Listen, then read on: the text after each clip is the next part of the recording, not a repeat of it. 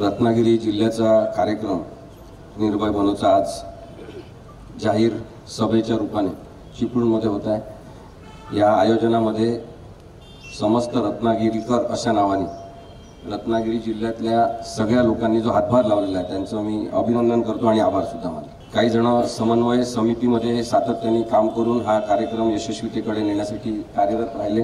त्याच्यामध्ये राजनभाई इंदुलकर, लियाकत भाई, दिनेश माटे, मुजफ्फर सय्यद, सचिन मोहिते साहेब, स्नेहा उतारी, विनायक होमकळस, सुमती जांभेकर, महादेव चव्हाण साहेब, जाफर भाई, शांताराम येडगे, संतोष मोहिते, दीपक शिगवण, सुभाष कुमणे, सखारामजी गोटे, पाथरवट सर आणि समस्त उपस्थित बंधू भगिनी।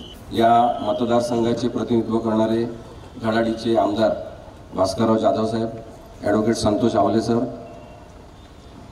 तसंच इथे उपस्थित सर्व बंधू भगिनी। आतापर्यंत इतक्या सभा झाल्या, कुठेही आमचं कशा पद्धतीने स्वागत आहे। तुम्ही सगळ्यांनी इथे फुलं देऊन आमचा उत्साह वाढवला आणि लोकशाहीसाठी बोलणं महत्त्वाचं आहे हे सुद्धा त्यातून अधोरेखित झालं। त्याच पद्धतीने दुसऱ्या पण प्रकारे पोलिसांनी सुद्धा स्वागत केलं, त्यांचे सुद्धा मी आभार मानतो। पोलिसांना नेमकी लोकशाही कळलेली आहे, त्यांना माहिती आहे की त्यांना दबावाखाली बरेचदा काम करावं लागतं आणि आपण नागरिकांनी खरं तर पोलिसांच्या सोबत राहायला पाहिजे की त्यांना दबावाखाली काम करायला लागू नये। कोणताही राजकीय पक्ष असो, कोणताही राजकीय नेता असो, त्यांनी पोलिसांचा गैरवापर करू नये यासाठी नागरिकांची भूमिका ही अत्यंत महत्त्वाची ठरणार। पोलिसांनी आम्हाला फौजदारी प्रक्रिया संहितेच्या 149 नुसार आल्याबरोबर नोटीस दिलेली आहे, ती आम्ही स्वीकारलेली आहे। त्याच्यामध्ये त्यांनी सांगितलेलं आहे की आम्ही निर्भय रत्नागिरीकर समन्वय समितीच्या माध्यमातून दिनांक 27 जानेवारी 2024 रोजी सायंकाळी 16 ते 20 या वेळेत अण्णासाहेब खेडेकर संकुल चिपळूण येथे जाहीर सभेचे आयोजन केलेलं आहे। सदर सभेकरता आपण तसेच विश्वंभर चौधरी प्रमुख वक्ते आहेत, मार्गदर्शन करणाऱ्या त्या अनुषंगाने आपल्याला सूचित करण्यात येते की आपणाकडून अगर सभेकरता उपस्थित राहून मार्गदर्शन करणाऱ्या वक्त्याकडून म्हणजे आता आई आहे तिथे त्यांच्याकडून सुद्धा काही चूक होऊ नये, प्रक्षोभक जातीयवादी विधान केले जाऊ नये। त्यामुळे एखाद्या व्यक्तीच्या अथवा कोणत्याही धर्माच्या धार्मिक भावना दुखावल्यास कोणती अनुचित प्रकार घडून कायदा व सुव्यवस्थेचा प्रश्न निर्माण होईल असे वागू नये असं त्यांनी आपल्याला सांगितलेलं आहे। आणि मी रवींद्र शिंदे साहेबांचे आभार मानतो की त्यांनी ही नोटीस आम्हाला दिली, पण त्याचबरोबर त्यांनी स्वागतही केलं। त्यांनी सांगितलं की कामाचा भाग म्हणून आम्हाला हे करणं आवश्यक आहे।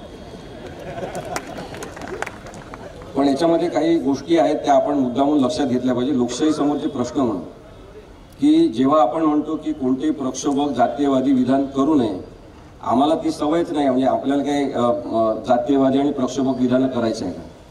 नाहीच करायचे आहे। पण आता मी त्यांना सांगितलं, एक अधिकारी आले होते आपले APS साहेब, त्यांना मी सांगितलं की लोकशाहीबद्दलच बोलणं आता प्रक्षोभक झालेलं, त्याला आम्ही काय करणार? कारण की लोकशाही या सगळ्या लोकांनी रसातळाला नेऊन ठेवलेली आहे आणि त्यामुळे कुणाच्या तरी धार्मिक भावना दुखावणं हे इतकं सहज झालेलं आहे आणि कुणाच्या धार्मिक भावना कशामुळे दुखावतील काहीच कळत नाही असा भारत देश तयार झाला। खरं तर चुकीच्या उद्देशाने काहीतरी म्हटलं असेल, म्हणजे इथे काही अनेक वकील बसलेले आहेत, त्यांना माहिती आहे की इंटेन्शन महत्त्वाचं असतं। मुद्दाम त्या उद्देशाने काहीतरी म्हटलं असेल तर त्या लोकांवर कारवाई होताना दिसत नाही आणि आमच्यासारख्यांना आपण नोटिसा देता, काही हरकत नाही। परंतु प्रक्षोभक विधानं करणं याचा अर्थ काढण्याची जबाबदारी कोणाची हा मुख्य प्रश्न आहे। कुणाला एखादी गोष्ट प्रक्षोभक वाटू शकेल, कुणाला वाटू शकणार नाही आणि त्यामुळे प्रक्षोभक विधानं करू नये अशा मोघम अर्थाने काहीतरी नोटीस देणं हे सुद्धा काही संयुक्तिक नाही असं माझं स्पष्ट मत आहे। तरी पण आम्ही काळजी घेऊन बोलू, पण जर काही लोक इथे मुद्दामून आले असतील आणि पाठवण्यात आले असतील किंवा यांच्या बोलण्यातल्या चुका शोधा, यांच्यावर केसेस दाखल करायचे आहे तर आम्ही त्याला काही करू शकत नाही। आपण सगळे लोक तेव्हा आमच्यासोबत असले पाहिजे।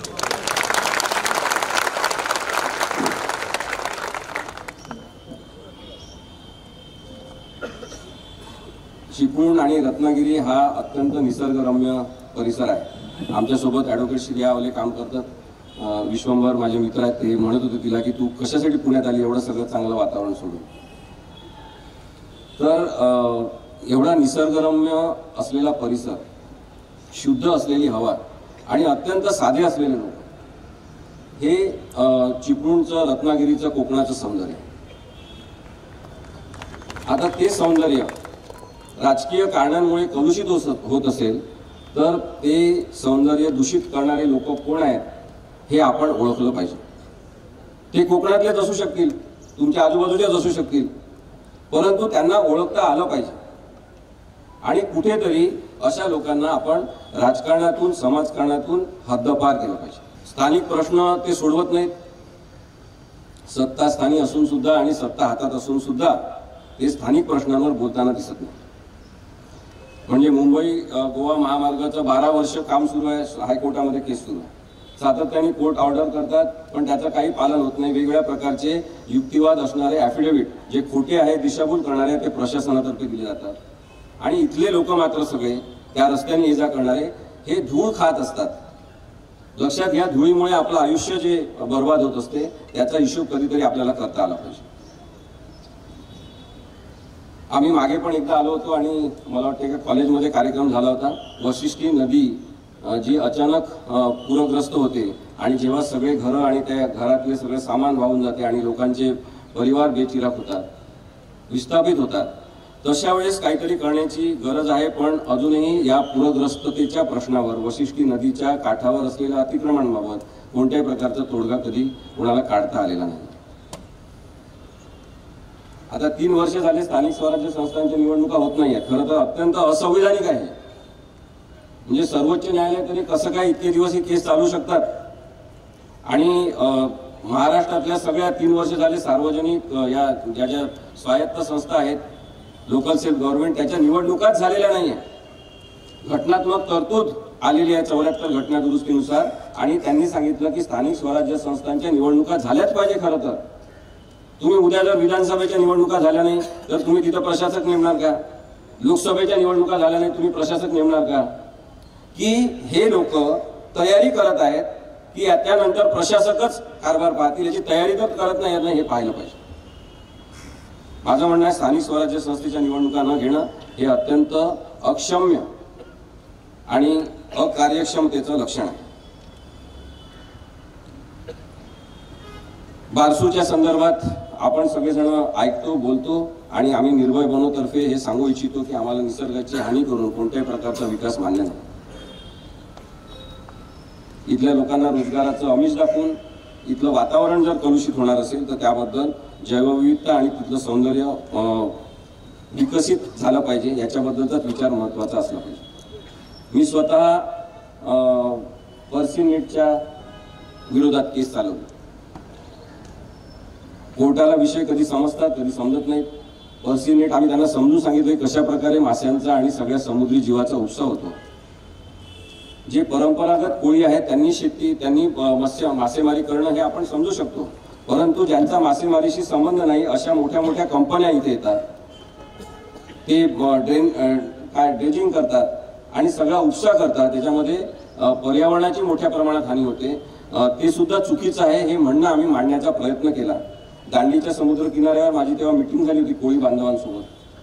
त्यामुळे माझा संबंध खरोखर या कोकणच्या या भागाशी आहे. म्हणजे मोदींसारखं नाही की मेरा तो बहुत पुराना दिसतोय असं नाही. ऍक्च्युअली मी केस चालवली, मला माहिती आहे हा प्रश्न काय. अजूनही तो प्रश्न गंभीर आहे आणि तो अजून संपलेला नाही आहे. हप्ते वसुली करून अजूनही पर्सिनेट फिशिंग सुरू असेल तर त्याबद्दल सुद्धा आपण निर्भयपणे बोललं पाहिजे. कारण की पर्यावरण महत्वाचं आहे. इथला कोळी बांधव जो मासेमारी करत असताना इथे पुनरुत्पादन होत असते त्या काळामध्ये समुद्रात पाय सुद्धा ठेवत नाही, तो माणूस जगला. निर्भय बनोची भूमिका ही स्पष्ट आहे की आम्ही राजकीय भूमिका मांडतो आहे.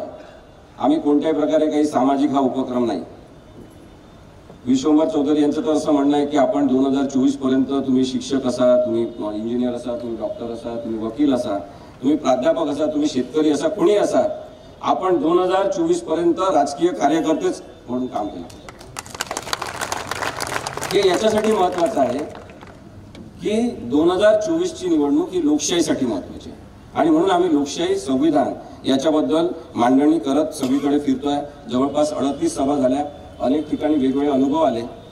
प्रत्यक्ष नागपुरात सुद्धा आमची सभा झाली आणि तेव्हा एक ज्येष्ठ संपादक अध्यक्ष होते, त्यांनी सांगितलं की अरे हॉल भरणार नाही, तुम्ही फार हिंमत करताय, वसंतराव देशपांडे सभागृह असं काही भरत नसते। पण आम्हाला आश्चर्य वाटलं की हॉल संपूर्ण भरला आणि बाहेर सुद्धा जवळपास 200-250 लोक बसले, त्यांच्यासाठी स्क्रीनची व्यवस्था करावी लागली। हा प्रक्षोभ आहे लोकांच्या मनात।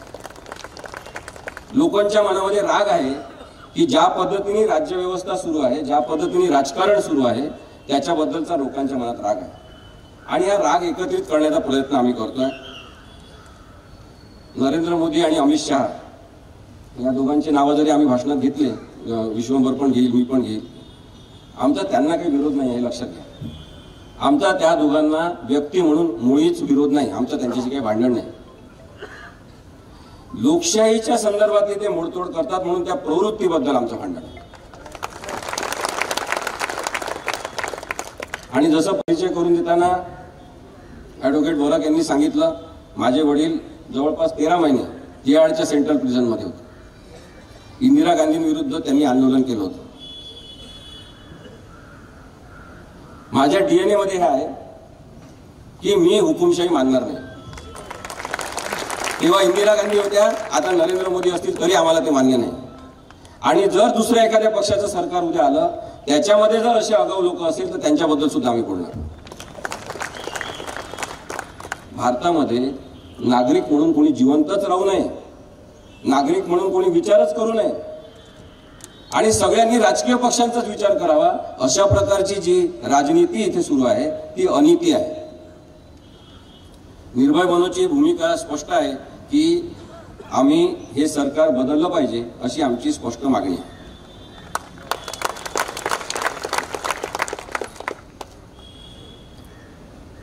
हिंसा, भीती या दोन गोष्टींचा वापर भारतीय जनता पक्ष आणि राष्ट्रीय स्वयंसेवक संघ यांनी मिळून एकत्रितपणे षडयंत्री स्वरूपाने केलेला आहे। हिंसा आणि भाजपची वाढ याचा फार जवळचा संबंध आहे, तुम्ही अभ्यास करा। अनेक हिंसक खुनी स्वरूपाच्या आरोपांच्या शंकांवर उभे असलेले नेते लोकशाहीचं रक्षण करू शकत नाही। 1984-85 मध्ये ज्या पक्षाचे 2 खासदार होते, तो पक्ष 2014 मध्ये 282 खासदार निवडून आणू शकतो। याच्यामध्ये जो हिंसेचा वापर आहे तो जर आपण समजून घेतला तर आपल्याला लोकशाही सुद्धा समजून येईल। यांनी एक एव्हिल फोर्स तयार केलेला आहे। एव्हिल फोर्स म्हणजे काय? एक दुष्ट कर्म किंवा दुष्ट चक्र एक तयार केलेलं आहे आणि त्या दुष्ट चक्राच्या काही बाजू आहेत, त्याच्यामध्ये वेगवेगळे कंगोरे आहेत आणि त्या कंगोऱ्यामध्ये प्रशासनाचा गैरवापर हा सगळ्यात महत्त्वाचा एलिमेंट आहे। प्रशासकीय यंत्रणांचा गैरवापर करायचा प्रच्छन्न पद्धतीने, म्हणजे निर्लज्ज पद्धतीने सगळ्या प्रशासकीय यंत्रणांचा गैरवापर करायचा। त्याच्यामध्ये ईडीचा गैरवापर, नार्कोटिक कंट्रोल ब्युरोचा गैरवापर, इन्कम टॅक्स डिपार्टमेंटचा गैरवापर, त्यानंतर सीबीआयचा गैरवापर, इलेक्शन कमिशन ऑफ इंडियाचा गैरवापर आणि जिथे जिथे शक्य असेल, जेव्हा जेव्हा शक्य असेल तेव्हा न्यायालयाचा सुद्धा गैरवापर, हे सगळे यांचे जर फंडे असतील तर आपण यांना ओळखलेलं आहे हे तरी आपण निदान सांगितलं पाहिजे। मी काही ईडीच्या केसेस जवळून पाहिल्या, काही प्रकरणांमध्ये तक्रारी केल्या,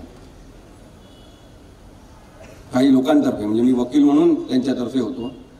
माझी भूमिका मी स्वच्छपणे वकील म्हणून अशी ठेवलेली आहे, पण माझ्याकडे लोक येतात ते अशाच प्रकारे त्रासलेले येतात। एक गट्टे म्हणून आमदार होते, आहेत मला वाटतं, गट्टे, रत्नाकर गुट्टे,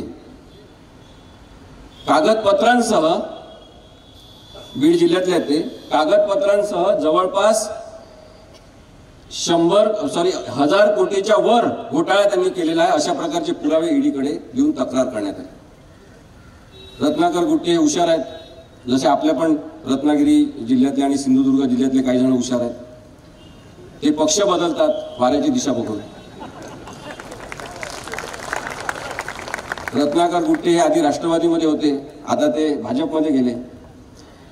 1000 कोटीच्या पेक्षा जास्त घोटाळा असूनही आणि कागदोपत्री सगळे पुरावे देऊन सुद्धा त्यांच्यावर कोणतीही कारवाई झालेली नाही, अजून सुद्धा झाली नाही. आणि आपण राजन साळवींचं उदाहरण घ्या. त्यांच्यावर आरोप ठेवला 100 कोटीचा मला वाटतं, आणि सापडले काहीतरी 1 कोटी काहीतरी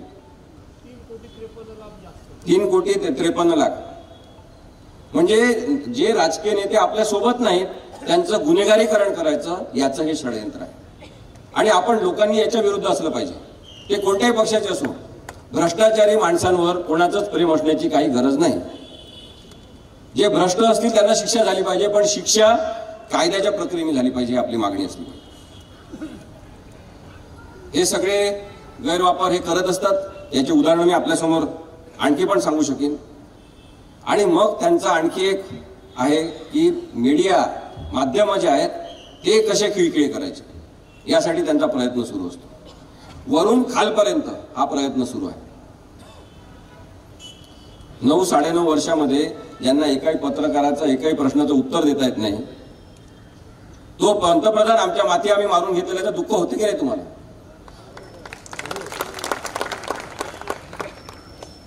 पत्रकार आधी पण दबावाखाली आणले जायचे, बरेच राजकीय लोक तसं करायचे, राजकीय पक्ष तसं करायचे, पण एवढ्या घाऊक आणि ठोक पद्धतीने संपूर्ण मीडिया विकत घ्यायचा, त्यांच्या मालकांना विकत घ्यायचं, संपादकांना दबावाखाली आणायचं, असं याच्या आधी झालं नाही. आणि तरी सुद्धा यांचे प्रदेशाध्यक्ष असलेले, म्हणजे अचानकच ते प्रदेशाध्यक्ष झाले, बावनकुळे नावाचे, ते काय म्हणतात की पत्रकारांना ढाब्यावर न्या.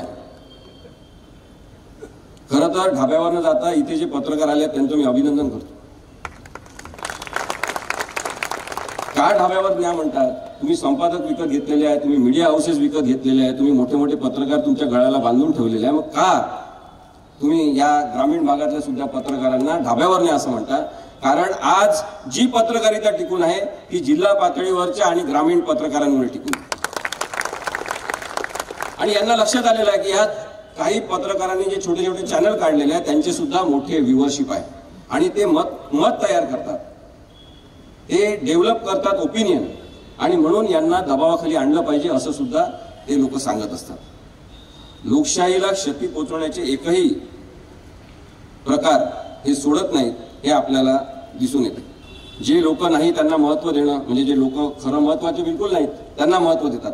म्हणजे आता आपण उदाहरणार्थ मोहन भागवत नावाच्या माणसाचं उदाहरण घेऊ. यांना Z+ सुरक्षा आहे, कमांडो यांच्यासाठी तैनात आहेत, यांच्या मागे पुढे गाड्या फिरतात. मग एक प्रश्न विचारला पाहिजे नागरिकांनी, मोहन भागवत यांनी देशासाठी काय केला? एक सांगा विषय, देशासाठी काय केलेला आहे? कशासाठी या माणसाला संरक्षण देतात? आपण अशा दर्जाची माणसं पुसत बसणार आहे का? आणि त्याच्यासाठी यंत्रणा तुम्ही वेठीस लावता, लोकशाहीचा गैरवापर करता? हा प्रश्न निर्भयपणे आपण विचारला पाहिजे.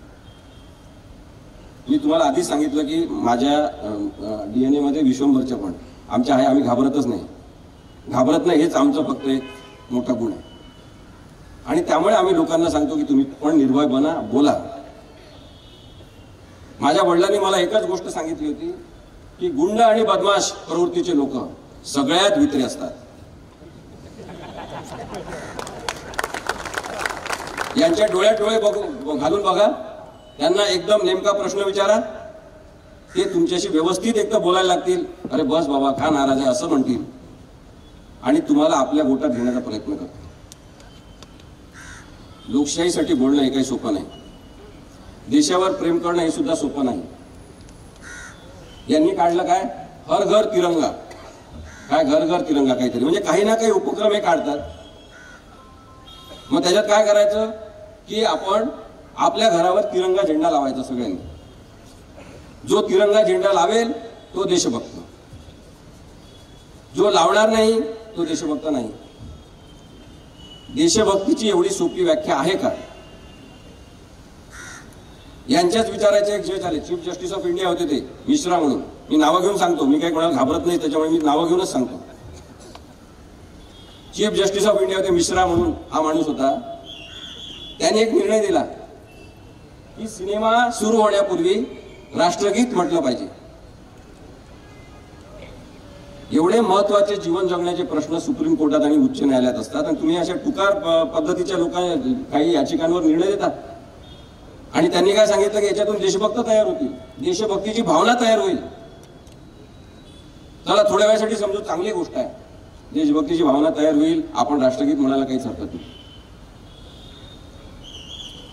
काही लोक राष्ट्रगीताच्या वेळेस थिएटरमध्ये उभे राहिले नाही तर त्यांना मारहाण करण्यात आली. मग समजलं की त्याच्यातले काही जण तर ते काही वेगवेगळ्या ठिकाणी घडलेल्या घटना आहेत. तो माणूस उठू शकत नाही, तो पायाने लंगडा आहे, त्याला पायच नाही, आणि तरी त्याला मात्र मारलेलं होतं तोपर्यंत, म्हणजे मारून मारून सुजून टाकलं.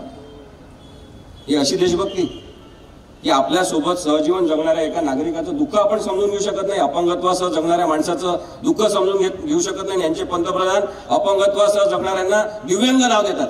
कशाचा दिव्यांग? दिव्यांग हा शब्द आपल्याला अमान्य आहे, सांगितलं पाहिजे. प्रत्येक गोष्ट काय दैवी असते का? दिव्यांग म्हणजे त्यांनी काय मागितलं होतं का मला पाय देऊ नका, मला हात देऊ नका, मला डोळे देऊ नका? प्रत्येक गोष्टीला दैवी गोष्टीशी जोडणं, धर्माशी काहीतरी जोडणं हे बंद झालं पाहिजे. इथे जर कोणी राष्ट्रीय स्वयंसेवक संघाचे, भारतीय जनता पक्षाचे कार्यकर्ते आले असतील किंवा त्यांना पाठवण्यात आलं असेल, हे ऐका काय बोलतात ते म्हणून, तर मी आपल्याला आताच सांगतो, तुम्ही इथून निघून जा, तुम्हाला त्रास होईल आमच्या बोलण्यात. कारण की लोकशाही बद्दल ऐकणं तुम्हाला झेपणार नाही. आम्ही खरोखरचं अस्सल संविधान आणि अस्सल नागरिकांबद्दल बोलतोय.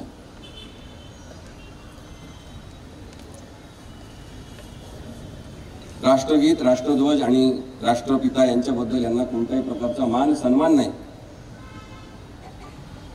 यांनी कधी राष्ट्रध्वज मान्य केला नाही. संघाच्या कार्यालयावर आतापर्यंत कधी राष्ट्रध्वज लावला नाही. आता त्यांनी ते सुरू केलं. राष्ट्रगीत ते म्हणतात वेगळंच होतं. वंदे मातरम हे आपलं राष्ट्रगान आहे आणि राष्ट्रगीत हे वेगळं आहे. ते सांगावं लागते वारंवार, कारण की इतक्या मोठ्या प्रमाणात कन्फ्युजन तयार करतात समाजामध्ये. यांना खरोखर संविधानाबद्दल आदर आहे का असा प्रश्न विचारला पाहिजे. यांना निदान महाराष्ट्रातून आपण घालवलं तरी सुद्धा यांची देशामध्ये सत्ता येत नाही. एबीपी न्यूज आणि सी वोटर यांचा एक सर्वे होता की त्यांनी सांगितलं भाजपसह महायुतीच्या जागा घटणार. म्हणजे एकनाथ शिंदेच्या माध्यमातून एवढा सगळा गोळ घालून बेकायदेशीर कामं करून आणि नंतर अजितदादांना सुद्धा ईडीच्या वगैरे दबावाखाली आणून आपल्यासोबत घेऊन यांना काही फायदा झालेला नाही. 48 पैकी केवळ 10 ते 15 जागांवर यांची घसरगुंडी होणार आहे लोकसभेच्या निवडणुकात, असा तो सी वोटरचा सर्वे सांगतो. याच्यातून हे दिसते की मतदार आणि नागरिकांचा राग यांच्याबद्दलचा एकत्र होता. ज्या पद्धतीने मराठा आरक्षणाचं आंदोलन यांनी हाताळलं, मुद्दामून कुणबी आणि मराठा असा वाद तयार केला. आपलेच माणसं मराठा आरक्षणाची मागणी करणारे, आपलेच माणसं आमच्या पण प्रोफेशन मधले काही जण ते मुद्दामून मराठा आरक्षणाच्या विरुद्ध बोलणारे ठेवायचे आणि मराठा आणि कुणबी अशी दुही निर्माण करायची. याचा सुद्धा यांना फायदा होणार नाहीये. मराठा आणि कुणबी समाज सुद्धा आता भाजपची साथ सोडतोय. हे जे पाताळ यंत्री लोक आहेत यांच्या संदर्भात आपण सातत्याने विचार केला तेव्हा लक्षात येते की आपल्याला विचारांनी या लोकांशी लढायचं आहे. त्यामुळे पाताळ यंत्री लोकांची लढाई आता विचारी लोकांसोबत आहे. आपण सगळेजण हिंदू आहोत, बरेच जण हिंदू आहेत, काही जण मुस्लिम आहेत. मराठा आरक्षणाच्या या सगळ्या जरांगे पाटलांच्या मुंबईकडे कूच करण्यामध्ये एक महत्वाचा धागा आपल्याला दिसला, जो भारतीयत्वाचा अस्सल धागा आहे. तो म्हणजे अनेक ठिकाणी बौद्ध स्तूपांमध्ये त्यांची जेवणाची व्यवस्था झाली, अनेक ठिकाणी मुस्लिम मदरशांमध्ये त्यांची व्यवस्था झाली, अनेक ठिकाणी शेड्यूल कास्ट समाजातल्या आणि शेड्यूल ट्राईब समाजातल्या धनगर लोकांनी सुद्धा त्यांना जेवणाची व्यवस्था करून राहण्याची सुद्धा व्यवस्था केली. हा आहे भारतीयत्वाचा धागा. जरांगे पाटलांच्या त्या सगळ्या आंदोलनाचं काय फलित आहे, ते आरक्षण मिळेल का हा प्रश्न वेगळा आहे, मी त्याच्याबद्दल कधीतरी नंतर बोलीन. परंतु हे मात्र सूत्र आपलं धरून ठेवलं पाहिजे की आपण भारतीयत्व ज्याला म्हणतो आणि नागरिकत्व ज्याला म्हणतो ते आहे सहजीवन आणि सहभावना. की माझ्या भावना या तुमच्या आंदोलनासोबत आहेत, तुमची मागणी तुम्ही मान्य करू शकाल नाही करू शकाल हा विषय नाही, पण तुम्ही पायी चालत येताय, माझं काम आहे तुम्हाला पाणी देणं आणि अन्न देणं, हे भारतीयत्व टिकलं. जी व्यक्ती आज सत्तेत आहे त्यांना विरोधी पक्षमुक्त संसद पाहिजे आणि म्हणून त्यांची घोषणाच होती 2013 मध्ये काँग्रेस मुक्त भारत झाला पाहिजे. आपण एक लक्षात घेतलं पाहिजे की काँग्रेस मुक्त भारत झाला पाहिजे ही मागणी मुळात असंविधानिक आणि घटनाबाह्य. ही मागणी केवळ असंविधानिक आणि घटनाबाह्य नाही तर काँग्रेस मुक्त भारत ही हिंसक संकल्पना आहे. भारतीय संविधानानुसार कोणतंही विरोधी मत असेल, एक जरी माणूस असेल आणि त्याचं विरोधी मत असेल तरी त्याला निर्भयपणे आणि मोकळेपणे ते सांगता आलं पाहिजे. आणि त्यामुळे काँग्रेस पक्ष असला पाहिजे, शिवसेना ओरिजिनल असली पाहिजे, राष्ट्रवादी ओरिजिनल असली पाहिजे, वंचित बहुजन आघाडी असली पाहिजे आणि भाजप सुद्धा असलं पाहिजे. माझं तर म्हणणं आहे भाजप आता असलंच पाहिजे कारण त्यांना आता बघायला मिळणार आहे की काय होऊ शकणार आहे. त्यांना प्रतिरोध मुक्त रस्ते पाहिजे. रस्ते फार मोठे मोठे आणि ते त्याला विकास म्हणतात आणि एकटेच आपले असे हात दाखवतात. खेळाडूंना ज्या पद्धतीने यांनी त्रास दिलेला आहे त्यावरून हे दिसते की त्यांना खेळाडू मुक्त खेळ पाहिजे, स्पोर्ट्समन स्पिरिट यांच्यामध्ये नाही. कारण की यांचा प्रॉब्लेम काय आहे की ते त्यांचं वर्णन करतात की देशासाठी सतत काम करत असतात, झोपतच नाही. 2 तासच झोपतात, कधी 3 तासच झोपतात, पण देशासाठी सतत काम करत असतात. याच्यानंतर या चिपळूणमध्ये तरी आपण ठरवा, रत्नागिरी जिल्ह्यासाठी ठरवा, एक जिल्ह्यासाठी आपण ठरवलं पाहिजे की आपल्याला झोपणारे नेते पाहिजे, नैसर्गिकपणे रात्री झोपणारे नेते पाहिजे. भास्कर जाधव साहेब तुम्ही पण रात्री झोपलं पाहिजे. कारण की न झोपणं हे मानसिक असंतुलनाचं आजाराचं लक्षण आहे. जे झोपत नाहीत ते चांगला विचार करू शकत नाहीत, ते रागीट होतात, चिडचिडे होतात. त्यांनी कितीही नवीन नवीन कपडे घातलेले असले आणि वेगवेगळ्या टोप्या घालत असले तरी त्यांच्या मनात सतत भीती असते की मला आज काहीतरी केलं नाही तर लोक विसरून जातील का. आणि म्हणून यांना खोटं बोलण्याची प्रचंड सवय आहे. दररोज हे 10, 15, 20 खोटं बोलतात, त्याच्याशिवाय यांचा दिवस जात नाही. संसदेच्या सुरक्षेबद्दल यांना प्रश्न विचारले संसदेतल्या काही खासदारांनी, तर यांनी त्यांना संसदेमधून निलंबित करून टाकलं. 150 एवढ्या मोठ्या घाऊक पद्धतीने खासदारांना निलंबित करणारा भारतीय जनता पक्ष, नरेंद्र मोदी आणि अमित शहा यांचा पक्ष, हा आपल्या लोकशाहीसाठी घातक आहे. तुम्ही त्यांच्या प्रश्नांची उत्तरं द्यायला पाहिजे होते. संसदेमध्ये प्रश्न विचारण्याचा त्यांना हक्क आहे की संसदेत एवढे नवीन संसद वगैरे तुम्ही बांधली त्याच्या सुरक्षेबद्दल काय हा प्रश्न विचारायचा नाही. आणि हा प्रश्न विचारण्यामुळे तुम्ही म्हणणार की धुडकूस घालता म्हणून तुम्हाला आम्ही संसदेतून बाहेर काढतो. संसदेचं कामकाज पाहणारे लोकसभेचे सभापती, अध्यक्ष कोणी यांचे राहिले नाही, ते सगळे भाजपचे आहेत. ते कोणी निपक्ष वागत नाहीत. खरं निपक्ष न वागणारेच लोक यांना संसदेचं आणि विधानसभेचं कामकाज करण्यासाठी पाहिजे. आपण हे राहुल नार्वेकर यांच्यावर पाहिलं नाही.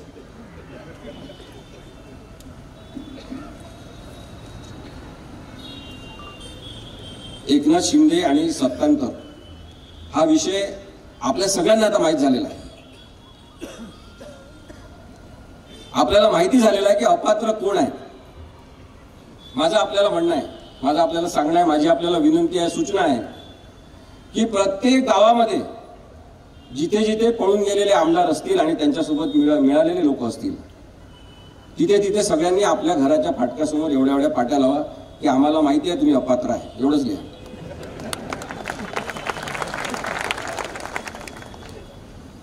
सत्तेसाठी स्पर्धा म्हणजे लोकशाही आहे असा एक चुकीचा भ्रम देवेंद्र फडणवीस यांनी महाराष्ट्रामध्ये पसरवलेला आहे. जी कीड देवेंद्र फडणवीस यांच्या रूपाने महाराष्ट्राच्या राजकारणाला लागलेली आहे त्याचे जनक नरेंद्र मोदी आणि अमित शहा आहेत.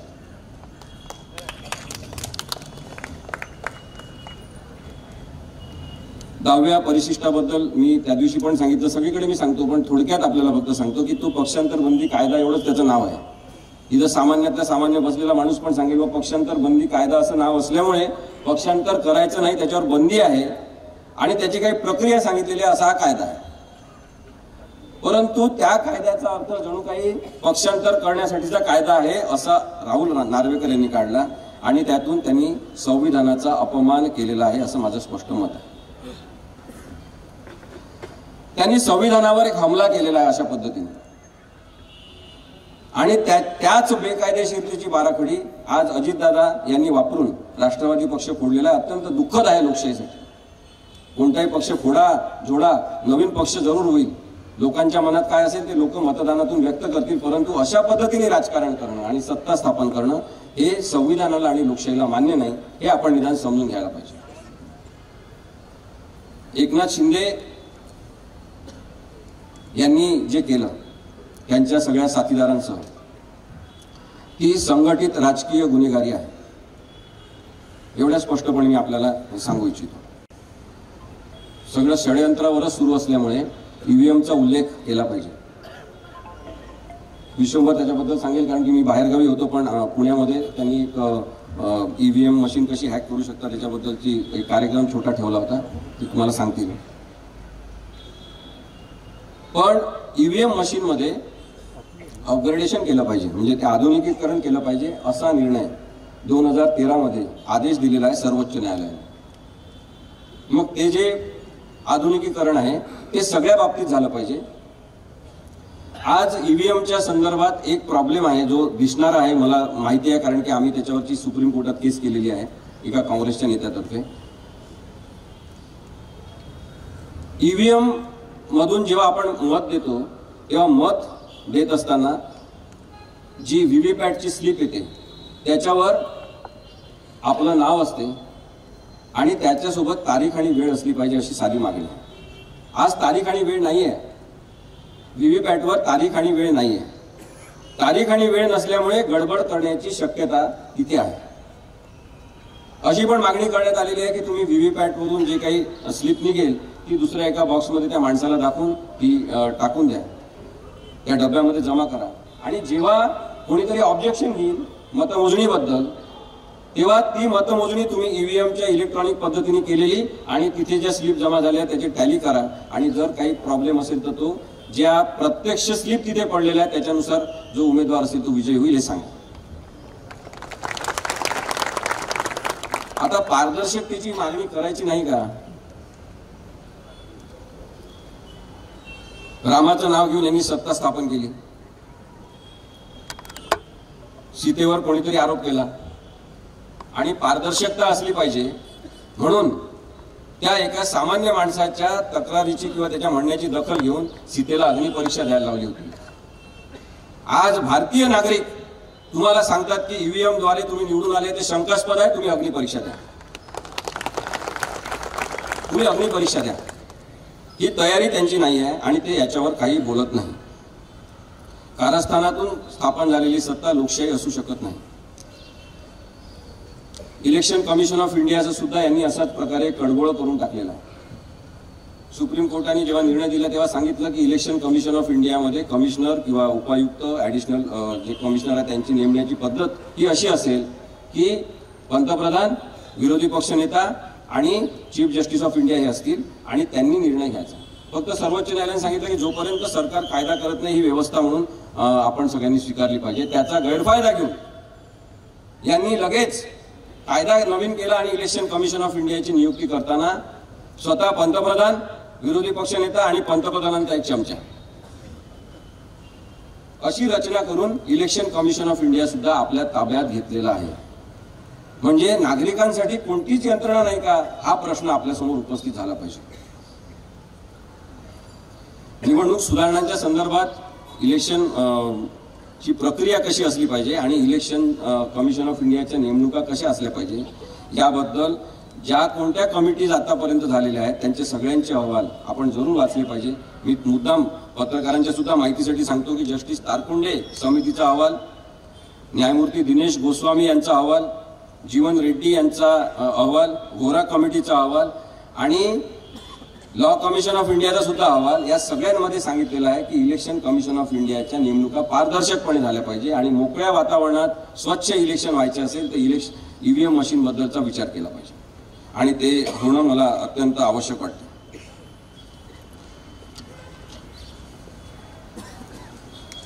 मंदिराचा वगैरे विषय मी काही बोलत नाही, कारण की त्यांनी आपल्याला नोटीस दिलेली आहे, कारण ते धार्मिक होईल.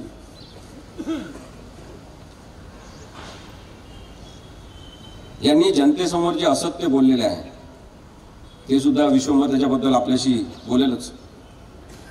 पण आज या कार्यक्रमाच्या निमित्त नरेंद्र मोदी आणि अमित शहा यांच्यावर या जनतेच्या दरबारात आम्ही एक आरोपपत्र ठेवतो. नरेंद्र मोदी आणि अमित शहा यांच्यावर आरोप आहे की ते लोकशाहीला स्वैराचारात ढासळून हुकुमशाहीकडे वाटचाल करतात. नरेंद्र मोदी आणि अमित शहा यांच्यावर आरोप आहे आमचा की गुन्हेगारी, बलात्कारी व भ्रष्ट नेत्याने भरलेले राजकारण त्यांनी अस्तित्वात आणलेलं आहे. या दोघांवर आरोप आहे की ते माध्यमांशी नीट संवाद करत नाही, म्हणजे अमित शहा तर नीट बोलतच नाहीत आणि नरेंद्र मोदी बिलकुल बोलत नाहीत. दुसऱ्यांवर घराणेशाहीचा आरोप करणारे हे दोघ जण स्वतःचे मुलं आणि स्वतःच्या ओळखीच्यांना मात्र सतत स्थान देत असतात. यांनी घराणेशाहीबद्दल बोलू नये असं सुद्धा आमचं यांना सांगणं आहे. यांनी इतिहासाचं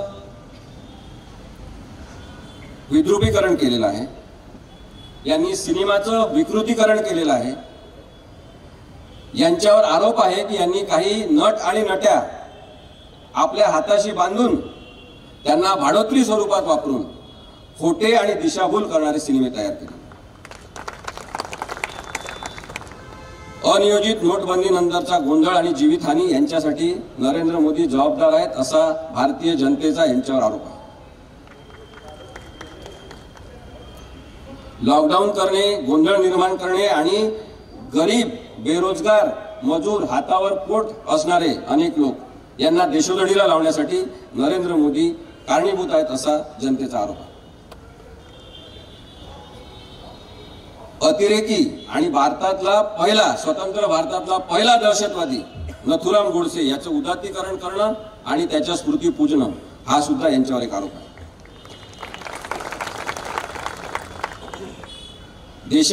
आपल्याच देशाला गरज असताना कोविडची लस मोठेपणा मिळवण्यासाठी इतर देशांना देणे आणि आपल्या देशातल्या लोकांना मात्र अव्यवस्था आणि आरोग्य असुविधा यांच्यामध्ये ढकलणे हा यांच्यावर आरोप आहे.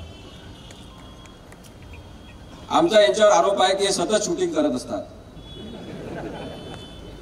हे ट्रेनमध्ये शूटिंग करतात, हे मंदिरात शूटिंग करतात, हे विमानात शूटिंग करतात, हे मोकळ्या रस्त्यांवर सुद्धा कोणी नसताना शूटिंग करतात, हे ट्रेनमध्ये शूटिंग करतात, हे प्लॅटफॉर्मवर शूटिंग करतात, हे सगळीकडे शूटिंग करत असतात. आम्हाला असे पंतप्रधान नको. महिला कुस्तीपटूंचा अपमान करणारे, महिलांबद्दल अत्यंत असंवेदनशील असणारे राजकीय नेते म्हणून नरेंद्र मोदी आणि अमित शहा यांच्यावर जनतेचा आरोप आहे. शेतकरी आंदोलनांना देशद्रोही ठरवणारे, एक वेगळ्या प्रकारची कृषी विषयक प्रश्नांवर असंवेदनशीलता दाखवणारे दोघं जे आहेत, यांनी शेतकऱ्यांना मरू दिलं पण कायदे बदलणार नाही असं सांगितलं आणि अनेक जणांचा मृत्यू झाल्यावर त्यांनी कायदे मागे घेतले असा त्यांच्यावर आरोप आहे. या सगळ्या आरोपपत्रामध्ये मी पुन्हा एकदा सांगतो की नरेंद्र मोदी आणि अमित शहा आहेत ती प्रवृत्ती म्हणून आहे. आपल्याला या प्रवृत्ती विरुद्धचा लढा द्यायचा आणि म्हणून हे आरोपपत्र मी आपल्या समोर मांडलेलं आहे.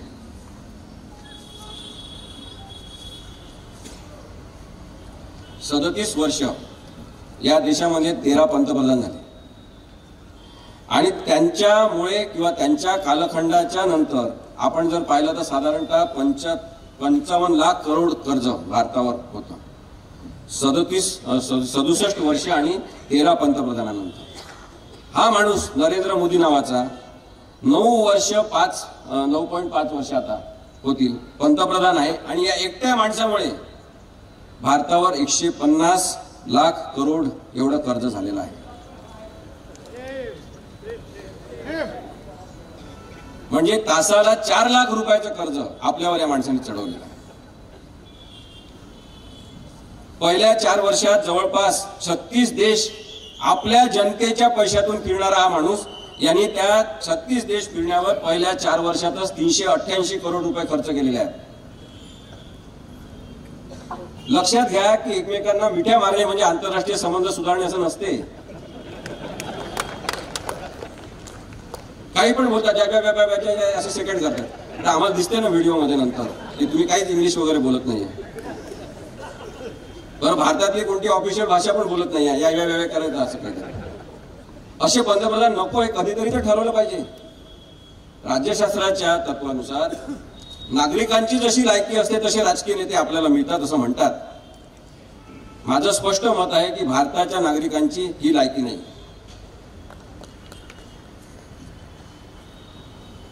अदानी या एकट्या माणसाला यांनी श्रीमंत केल्यामुळे कर्ज आपल्यावर वाढलेलं आहे.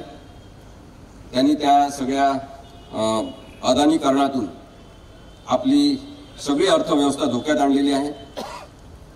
प्रभू रामचंद्राला यांनी वनवासातून काढलं असंही म्हणतात. चांगली गोष्ट आहे, काही हरकत नाही. प्रभू रामचंद्र आपले पण सगळ्यांचे आहे. आपण चांगले हिंदू आहोत, आपण रामाला मानतो सगळेजण. पण मग जर रामाला तुम्ही वनवासातून काढलं असं म्हणता इतक्या वर्षांनी, तर मग जनतेची मागणी आहे की जे 14 वर्षापेक्षा जास्त वनवासात राम होता त्याला तुम्ही मंदिर दिलं. आता आम्हाला भारतीय लोकांना तुम्ही नीरव मोदी, विजय मल्ल्या, मेहुल चोक्सी यांना आणून द्या.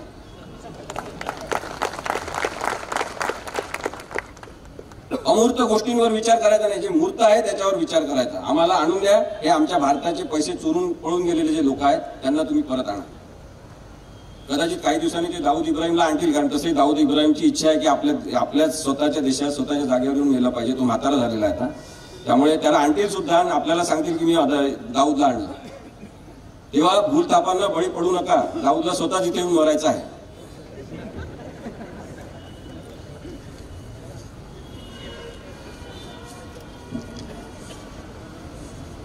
आम्ही जेव्हा प्रयत्न करतो आणि विचार करतो की हा माणूस कोणासारखा आहे, हा माणूस काय आहे, म्हणजे काय प्रवृत्ती काय आहे, आपल्याला काही त्यांचं नाव घ्यायचं नाही.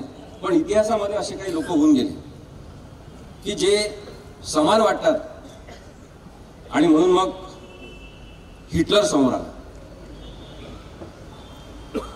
मग हिटलर बाबत काही महत्वाच्या गोष्टी जेव्हा लक्षात घेतल्या तेव्हा त्याचे काही पॉइंटर्स मी आपल्याला वाचून दाखवतो. म्हणजे मी हिटलर बद्दलच वाचतो आहे. हिटलरचे लग्न झाले होते पण तो एकटाच आहे किंवा अविवाहित आहे असं दाखवत होता. काही विशिष्ट धर्माचे लोक आपल्या राष्ट्राचे शत्रू आहे असा हिटलरचा ठाम विश्वास होता. हिटलरला पाठिंबा देणारे भक्त हिटलरवरची टीका कधीही सहन करत नव्हते. सर्व प्रकारची माध्यमे त्यावेळेची जसं की वृत्तपत्रे, मासिके, सिनेमा यांचा वापर हिटलरने स्वतःचे प्रमोशन करण्यासाठी केला. आपण हिटलर बद्दलच बोलतोय. हिटलरने त्याच्या सर्व विरोधकांना राष्ट्रद्रोही, राष्ट्रविरोधी, अतिरेकी असं म्हणून दाबून टाकण्याचा सतत प्रयत्न केला. हिटलरने सांगितलं की या जर्मनीमधल्या सगळ्या समस्या आणि प्रश्न क्षणार्धात संपून टाकू आणि त्याच्या प्रचाराचं हेच महत्वाचं आश्वासन होतं. परंतु सत्तेत आल्यावर हिटलरनी कोणतेही प्रश्न सोडवले नाही, कोणतेही प्रश्न सोडवू शकला नाही.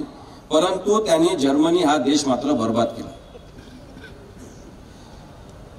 हिटलरच्या एक प्रचाराची महत्वाची घोषणा होती, ती जर्मनी मध्ये मी वाचतो आणि मग तुम्हाला त्याचा अर्थ पण सांगतो. त्याच्या प्रचाराची एक महत्वाची घोषणा होती, गुटर टॅग कॉमेन, म्हणजे अच्छे दिन आएंगे. हिटलरला सवय होती की नवीनतम, उत्तम आणि चांगले मॅचिंगचे कपडे घातले पाहिजे. आपण चांगले दिसावे अशी रंगसंगती घालण्याची हिटलरला प्रचंड आवड होती. असत्य अशा प्रकारचे सांगायचे की सत्यच वाटेल अशा प्रकारचे आर्ट ऑफ टेलिंग लाईज याच्यामध्ये हिटलर हा मास्टर होता. आणि त्यालाच काही वेळेस लोक वक्तृत्व असं म्हणायला लागले होते. हिटलरला रेडिओवरून भाषण देण्याची प्रचंड आवड होती. फ्रेउंडे, बुडेअर आणि स्वेस्टन म्हणजे मित्रो हा शब्द हिटलर नेहमी भाषणात वापरत होता. हिटलरला स्वतःचे फोटो काढून घेण्याचा प्रचंड शौक होता. हिटलर तेव्हाच्या फिल्म इंडस्ट्रीमधल्या अभिनेत्री, अभिनेत्यांना जेवायला आमंत्रित करून त्यांच्याशी संवाद साधायचा आणि विशेषतः हिरोईन्स बरोबर फोटो काढून घेणं त्याला फार आवडत होतं. आपण हिटलर बद्दलच बोलतोय. आता हे सगळे आपण पाहिल्यावर आपल्याला या प्रवृत्तीचा एक मागोवा लागतो की मानसिक आजाराने ग्रस्त असलेला हिटलर होता आणि त्यामुळे जेव्हा सत्ता गेली तेव्हा त्यांनी स्वतःचा नाश करून घेतला. अपयश पचवण्याची हिंमत हिटलरमध्ये नव्हती आणि म्हणून भाजप सुद्धा राजकारणात असला पाहिजे, पुढचे काही वर्ष तरी असला पाहिजे. शेवटचा मुद्दा मी सत्ता संघर्षाच्या संदर्भातला मांडतो. मी मगाशी थोडा उल्लेख केला, परंतु ज्या पद्धतीने राहुल नार्वेकर यांनी हा निर्णय दिलेला आहे तो पूर्णपणे बेकायदेशीर, चुकीचा आणि संविधानात न बसणारा अशा प्रकारचा निर्णय आहे. मला नेहमी आश्चर्य वाटते किंवा विचारायचं असते मला, कधी उद्धव साहेब ठाकरेंना, कधी कुमार केतकर आहेत त्यांना, कधी जे राज्यसभेत आणि लोकसभेत आहेत त्यांना मी नेहमी विचारत असतो की तुम्हाला या अशा माणसांना तिथे बोलताना पाहून काय वाटत असेल, काय वाटते तुम्हाला की तुमच्या समोर घडलेले माणसं जेव्हा असं काहीतरी वागत असतात तेव्हा काय मानसिक आघात होत असेल याचा विचार करा. कोणत्याही पक्षाची बाजू घेण्याची गरज नाही, पण जे बेकायदेशीर आहे ते बेकायदेशीर आहे आणि ते बेकायदेशीरच आहे असं म्हणणाऱ्या नागरिकांची आपल्याला गरज आहे. मी पुन्हा हे 2-3 परिच्छेद फक्त सांगतो. सुप्रीम कोर्टाने जो निर्णय दिला होता त्याच्यामध्ये संपूर्ण रेडीमेड निर्णय दिलेला होता आणि याची अंमलबजावणी राहुल नार्वेकर यांनी केली पाहिजे. कारण की परिच्छेद 6 मध्ये 10व्या शेड्यूलचे असं सांगितलेलं आहे की पक्षांतर बंदी कायद्यासंदर्भात म्हणजे 10व्या परिशिष्टासंदर्भात कोणताही वाद निर्माण झाला असेल त्याच्याबद्दलचा निर्णय हा विधानसभा अध्यक्षांनी घेतला पाहिजे. आणि म्हणून संविधानाची जी लक्ष्मण रेषा आहे, जी चौकट आहे, त्याचा आदर करून सर्वोच्च न्यायालयाने सांगितलं की 123व्या परिच्छेदामध्ये सांगितलं की अध्यक्ष राहुल नार्वेकर यांनी जो निर्णय घेतला होता ज्याच्यामध्ये एकनाथ शिंदे यांना लीडर म्हणून त्यांनी मान्यता दिली तो निर्णय बेकायदेशीर आहे असं सांगितलं होतं. 206D या परिषदामध्ये त्यांनी सांगितलं की विधिमंडळ पक्ष व्हीप नियुक्त करू शकत नाही तर मूळ राजकीय पक्ष व्हीप नेमू शकतात. अध्यक्षांनी ओरिजिनल राजकीय पक्षांनी नियुक्त केलेलाच व्हीप मानला पाहिजे हे सुद्धा सांगितलं होतं. त्यांनी सांगितलं सगळं मी सांगत नाही. 119व्या परिच्छेदात त्यांनी सांगितलं की 3 जुलै 2022 रोजी भरत गोगावलेंना अध्यक्षांनी शिवसेनेचा व्हीप म्हणून मान्यता दिली. तो निर्णय बेकायदेशीर होता आणि त्याचं कारण काय दिलेलं आहे? त्याचं कारण त्यांनी दिलं कारण एका फुटलेल्या गटाने केलेल्या ठरावाच्या आधारे नियुक्ती हा राजकीय पक्षाचा निर्णय होऊ शकत नाही. एवढा स्पष्ट निर्णय दिलेला आहे. अजून पण अनेक गोष्टी आहेत मी ते आपल्याला सांगू शकेन. पण सगळ्यात महत्वाची गोष्ट काय की 10व्या परिशिष्टाचा विषय असल्यामुळे तो तुमच्याकडे पाठवण्यात येत असं सांगितलं. 10व्या परिशिष्टाचा विषय नसता तर सर्वोच्च न्यायालयाने स्वतःच डिसिजन घेतलेलं असतं. मग यांच्याकडे पाठवलं आणि यांनी यांच्या निर्णयात काय म्हटलेलं आहे? फक्त एकच मुद्दा तुम्हाला सांगतो. यांनी यांच्या निर्णयात काय म्हटलं? यांच्या निर्णयात त्यांनी सांगितलं की मी जे उर्वरित आमदार आहेत भास्करराव जाधव यांच्या सह शिवसेनेचे मूळ शिवसेनेचे त्यांना मी अपात्र करू शकत नाही. एकनाथ शिंदेसोबत पळून गेलेल्यांना सुद्धा अपात्र करत नाही. कारण की हे 10व्या परिशिष्टाचं मॅटरच नाही, हे पक्षांतर्गत वादाचं मॅटर आहे असं त्यांचं म्हणणं आहे. मग सर्वोच्च न्यायालयातले चीफ जस्टिस ऑफ इंडिया त्यांच्यासोबत बसलेले इतर 4 ज्येष्ठ न्यायाधीश या सगळ्यांनी जवळपास 1 वर्ष लावलं आणि 5.5 महिने याची हिअरिंग घेतली आणि सांगितलं की 10व्या परिशिष्टाचा मॅटर आहे म्हणून तुमच्याकडे पाठवत आहे. ते सगळ्यांना तुम्ही मूर्खात काढणार का? सर्वोच्च न्यायालयाचा अपमान राहुल नार्वेकर यांनी केलेला आहे की 10व्या परिशिष्टाचा मॅटर आहे म्हणून तुमच्याकडे आलं. तुम्ही सांगता की हे 10व्या परिशिष्टाचा पक्षांतर बंदी कायद्याचा विषय नाही, पक्षांतर्गत वादविवादाचा विषय आहे. मग पक्षांतर वादविवादाचा विषय तुम्ही निर्णय कशाला दिला? तुम्हाला निर्णय देण्याचा अधिकार नाही.